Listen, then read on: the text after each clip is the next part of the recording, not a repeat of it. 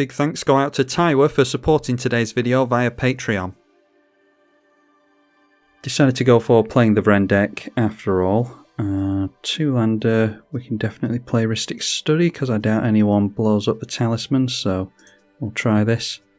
Last in the turn order, unfortunately. Elrond throws down Stocking the Pantry. Draw into a Surveil land right off the top, so definitely get that down here.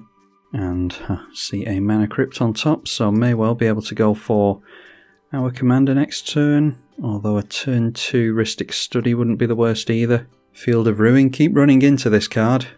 Demolition Field is what we all need to be running instead of this. Hardened Scales, another 1 mana enchantment that cares about plus counters. So obviously draw into the Mana Crypt here. Taser decided not to play anything there, so Drowned Catacomb comes into play untapped. Let's throw out the Mana Crypt. That is allowed through the white mana, so Talisman first. And then let's play the Rhystic Study and await our opponents to scoop early on us. Field of Ruin going to ramp all the players going after our Drowned Catacomb. There's a Lifecrafter's Bestiary, and thanks to our opponent being given more mana, can pay for the Rhystic Study. Taser is going to draw us a card, which draws us into a means of destroying something, Archfiend of Depravity. Should be particularly good against the Taser player because this flies under the radar for most of the game and then ends up with an army of spirits and other tokens. A Lilypad Village, I have to remind myself of this. Blue tap, Surveil 2, so we'll play that seeing as how it taps for blue mana. And I think we're safe to get down our commander now that we've got the Archfiend to play next turn. We can hold up counter magic as well. A Fleshbag Marauder is going to... We'll see if we can... No, they're going to pay the Rhystic Study tax apparently. I would like to keep my commander here, to be honest. Are we going to waste an Arcane Denial on a Fleshbag? I think we are. At least we'll be able to look at another card with the Denial. The Bestiary going for the Scry 1 at the beginning of the Simic player's turn. Una draws a couple of cards, going up to 8 in hand. We get a Polluted Delta. Elrond plays a Wood Elves. We'll get an untapped land with that. Decided to pay the tax. But we are starting to see the creatures that we can blow up with Vren, and therefore the triggers with this as well. It does trigger at the end of every end step. And Urza's Saga for the Orzhov player. Blind Obedience, okay, brings the creatures and artifacts in tapped. Again, letting us draw. And that is an Insatiable Avarice. I'll keep hold of that for as long as I can. It would be good to draw cards and tutor with it. And then letting us draw again a Kambal Profiteering Mayor. So if we're going to draw this consistently, maybe we do just tutor with the Avarice. There's a Necropotence as well, speaking of card draw. And a player is likely going to lose life here to the Taser, because it does have Death Touch. Not swinging in with it though, curiously. Draw into more protection in, and off you can't refuse. So let's go for the Archfiend of Depravity then, because we don't really have a means of destroying anything directly, as much as I would like to get rid of Kambal. Potential multi-spells later on is going to be a good idea, I think. So I'll play the Polluted Delta. We can crack that for a tap land later if we like. Is able to, yep, that's -4 and takes everything out here. Unless we decide to go for our counter magic again. We'll make them pay the mana. They do have both Cabal Coffers and an Urborg in play here. So let's upset our opponent by giving him some mana into the Offer You Can't Refuse. He'll be able to play something else this turn at least, so he can't feel too bad about it.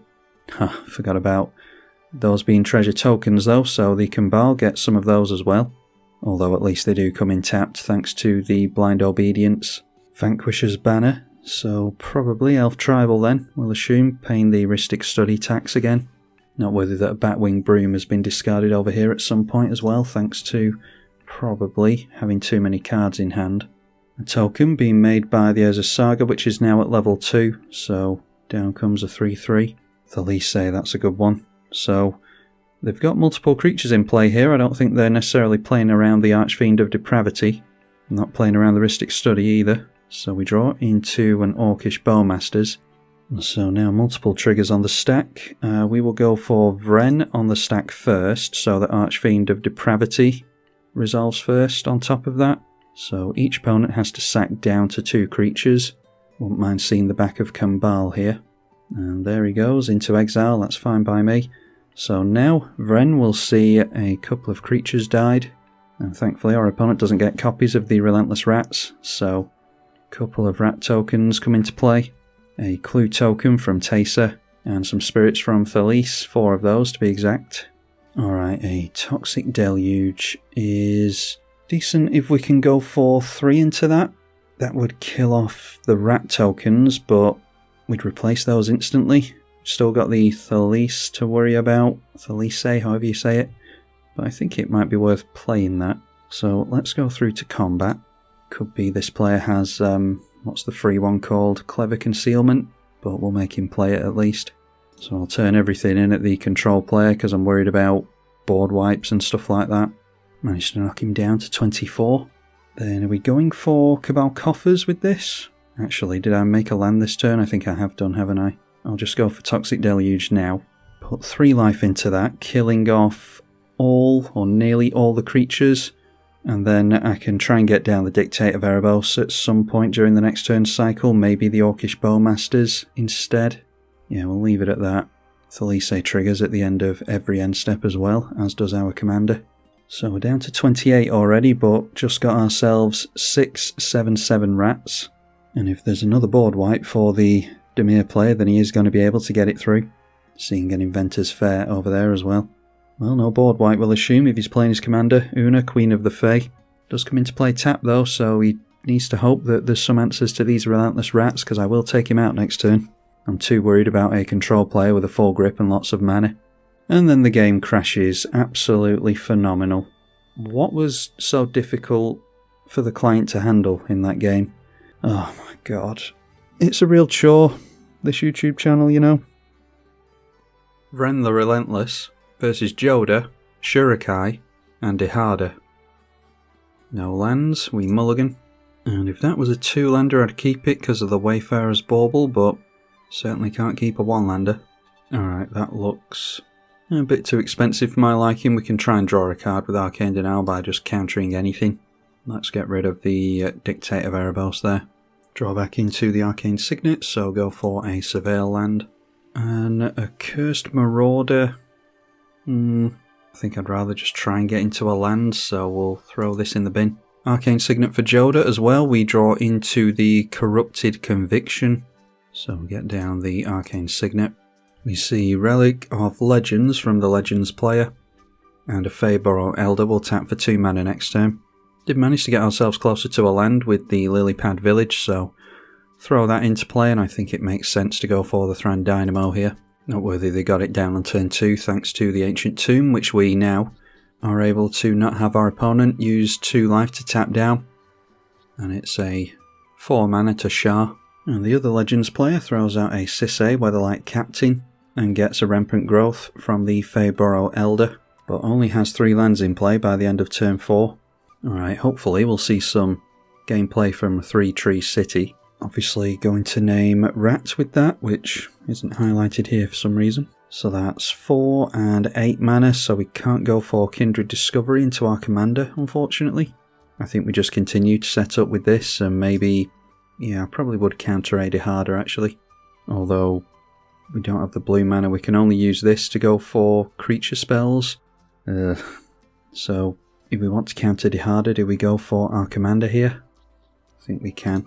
And this way, if there's any removal on our commander, we can at least hold up the Corrupted Conviction. But yeah, the blue mana a little bit clunky at the moment. Would have been ideal to get down Kindred Discovery there, but we can at least swing in with our commander next turn and draw from it anyway, if we want to. Another colourless land over here is Hall of the Bandit Lord in order to give things haste. And another one after that, Makokoro, luckily is able to make use of our Urborg.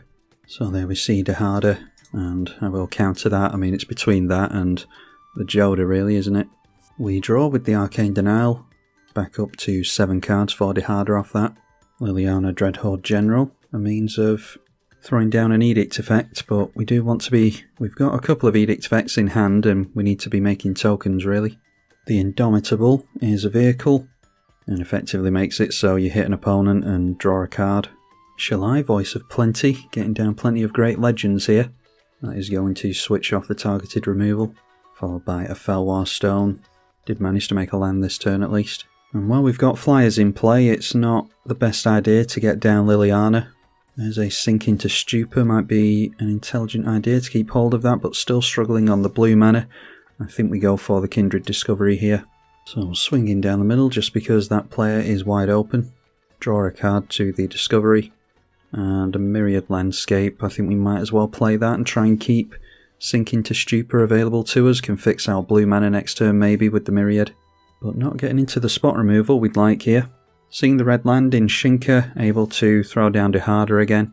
So managed to buy ourselves a turn against the Dihada. It ticks down as you would expect. Pretty typical with Dihada. Throws away a Taser, Orzhov Scion, and an Elas Ilkor, makes a couple of treasure. And now he's going for a Convoke spell by the looks of it, casting the One Ring. That doesn't give his commander protection though, I don't think, although the Tashar will reanimate the Taser, so could block us with that, but probably worth swinging in towards Dihada next turn. Draws a card to it immediately, and is at 9 cards in hand, so he will have to discard some stuff which might be part of his aim, otherwise you would have done that on an opponent's turn. So either next turn we get rid of Dihada, or we can force our opponent to block with this, and obviously that dying will give us a Relentless Rats.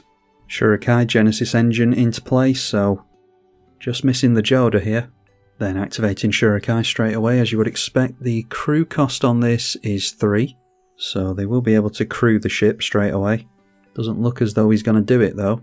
So there we go, down comes the Jodah, and we've got all 4 of our commanders in play, completing the set. So that jumps up to a 5-5, we've got a 6-7 in the air, Sisay is a 10-10, and activating the Sisay straight away with the mana from the Tree Folk, and is able to go in for the Avacyn Angel of Hope. We might have to give up on our board here and go for the Season of Loss. And if that's the case, maybe we go for Corrupted Conviction. We'll see what our opponent does here.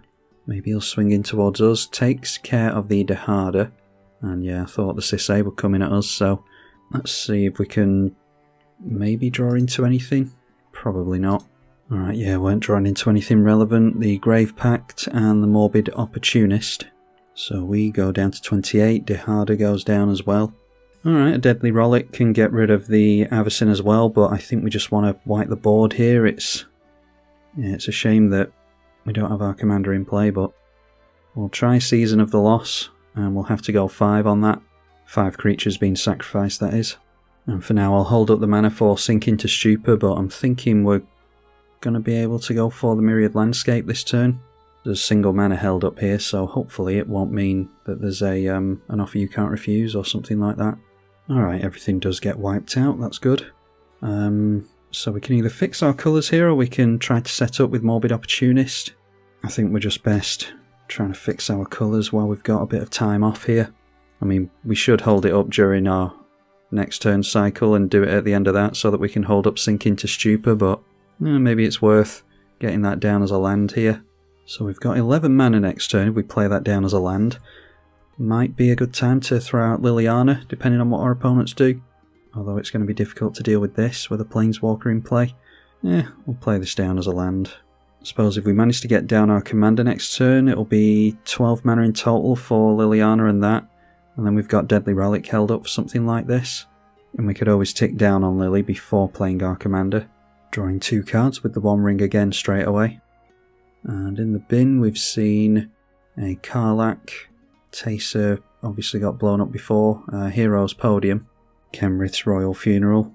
I've seen a very similar deck to this. I don't know if it was the same player. I think we've shown it on the channel before. Anyway, exiles underneath the Karlach and the Elas Ilkor to give a discount on the legends. Yoshimaru and another 1-mana legend in Ragavan. Then it's Lauren of the Third Path as well, so see if we get punished here. Might go after the Kindred. I think I'd be pointed at the Shorikai personally. Okay, yeah, there's an argument for that as well. The Indomitable, so that saves our Deadly Rollick, potentially. And then another one, still 9 cards in hand, so Ginger the Meal Ender. Vraska Betrayer's Sting is able to switch off commanders as well. So decides to tick up, proliferate, and lose 1 life. And there we see a plus counter on the Yoshimaru. This has come down with haste, by the way. Not swinging in with Yoshimaru. Maybe it does have Summoning Sickness, I can't see the Summoning Sick animation on there. Anointed Procession, in order to make multiple pilot tokens. So draws and discards. We've seen discarded previously a Luxurious Locomotive and an Island this turn. Simic Signet and Talisman of Indulgence. If he gets his artifacts wiped out here, he's going to be in a tough spot. He's only got 4 lands by turn 7. Nylea keen-eyed as well. Doesn't have very much devotion at all, so a ways away from that thing being animated. Only 2 cards in hand as well. Alright, so plenty of mana available to us here. There's a necromantic selection. So are we just waiting for our opponents to get down more creatures? Not much point in throwing out our commander if we're just going to go for this during the next turn cycle. Dihada still has 7 cards available to him is the problem. Could reanimate the Lauren in order to blow this thing up, I suppose. And then we've only got 4 mana left to hold up, so yeah, I don't know. Not at all sure what to do here. I think maybe recast the Vren. We'll try that. So that triggers the Kindred Discovery because it's a rat entering. Maybe this will give us something decent. Alright, a Soul Shatter. So we could get rid of the Vraska with that so that it can't deal with our commander. And that would only leave us with 2 mana, unfortunately, but we can at least hold this up. Soul Shatter could make some Relentless rats for us as well, but we can't attack in over at Vraska. I think we're just best dealing with Vraska while we can. Oh, we don't choose with that. Okay, our opponent chooses. Well, we were after getting rid of the Planeswalker anyway. I thought that that was something we'd be able to choose the option for. Yeah, so they decide to keep the creatures, which was our aim, like I said, so yeah, we could go for Deadly Rollick now onto this, just so that we've got a Relentless Rat held up, but our opponent could get into something more problematic, so we'll leave it. We can only get the rat in at the end of the turn anyway, so whatever we draw into might not be relevant. Unless we draw into some kind of counter magic, perhaps, then holding it up on our opponent's turn might be relevant, but whatever, it's too late now. Okay, we did get a rat into play there, and there's an Orcish Bowmasters, which we can actually play. Right, okay, so a pilot went down, that's why we got a rat token. Getting confused with my own cards. The One Ring continuing to tick down our opponent's life total. We'll wait for him, he's likely going to activate the One Ring here, so we'll do Orcish Bowmasters in response to that and start pointing triggers all over the place.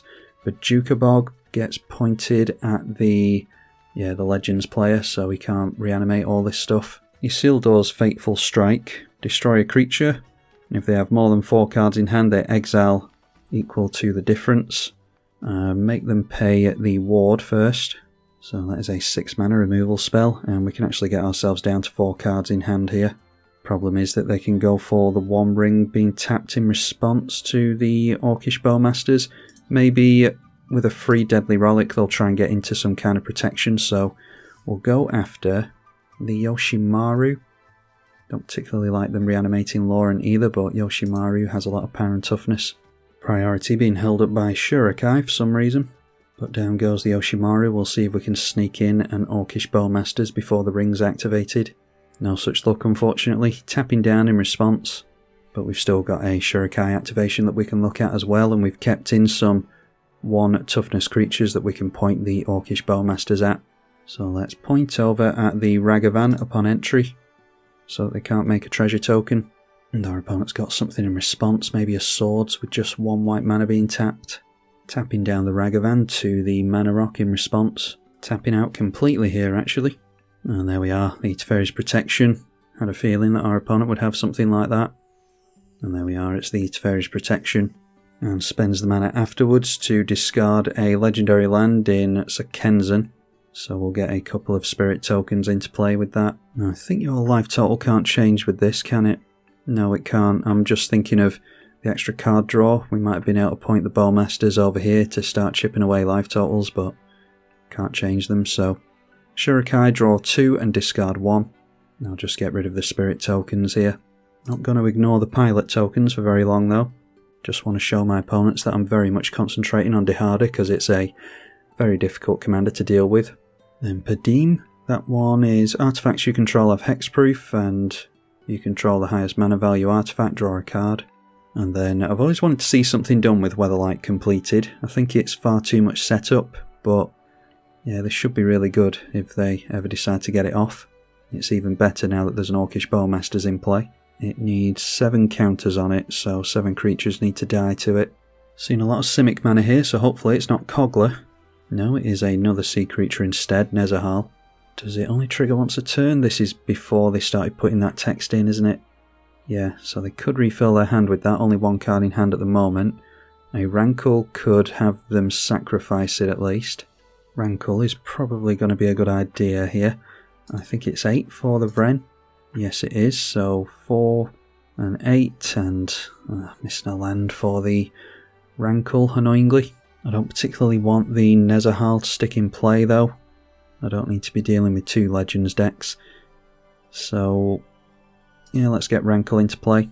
And I'll play the Morbid Opportunist as well. We've got 3, 6, 7 mana. So we can go for the Grave Pact as well. Do we have enough pips now? Yeah, just about. So they will get 1 card with the Nezahal, but I wanted to draw with the Morbid Opportunist. So with the mana being a little bit clunky, it's a little bit weird. So just kind of have to tap out during this main phase, I think. We will draw a card to the Kindred Discovery as well when the rat decides to swing in, if it does. Weatherlight completed gets its first counter. So then let's play the Morbid Opportunist and we will swing in with Rankle.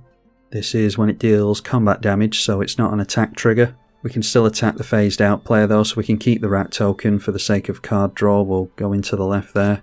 Rankle can swing in to the right and we'll hold the rest back. So Kindred Discovery draws us, like I said. And alright, a Fierce Guardianship, we don't have our commander in play. The Nezahal player deciding to scoop, doing it at instant speed, potentially screwing over his opponents. So do we want to go for the sacrifice thing now?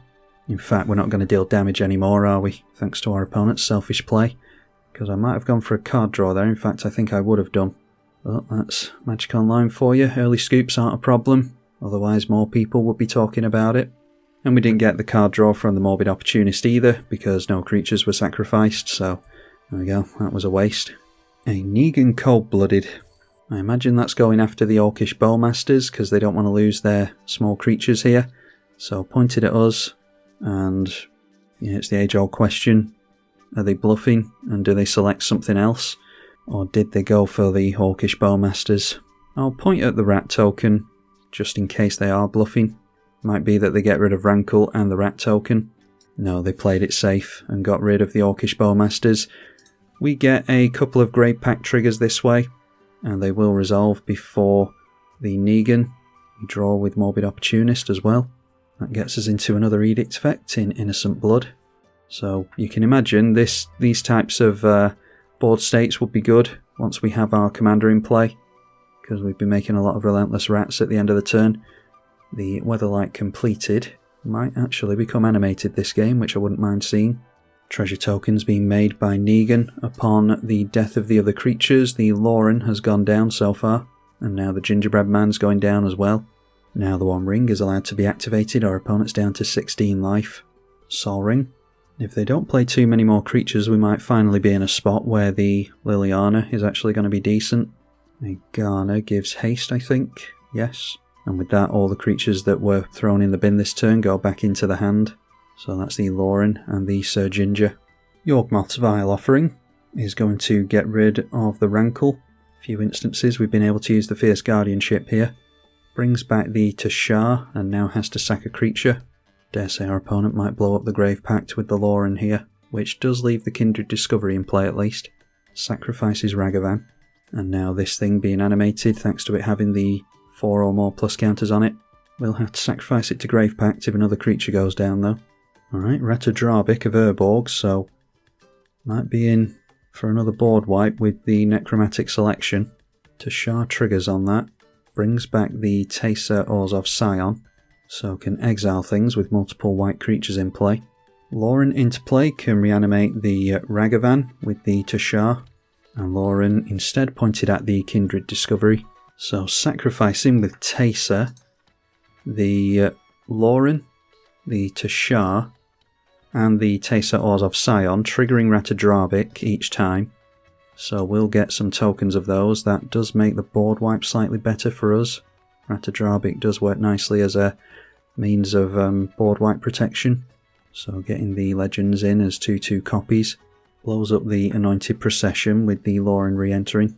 And the exile was pointed at the Weatherlight. That's from the Taser resolving. So Ginger back into play for free.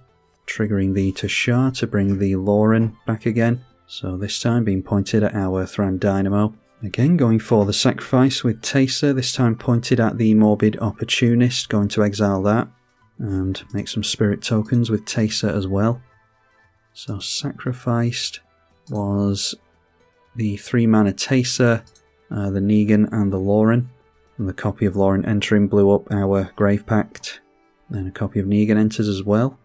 We might as well... Morbid Opportunist is going to get exiled anyway, so we might as well get it destroyed here, because we might be able to reanimate stuff.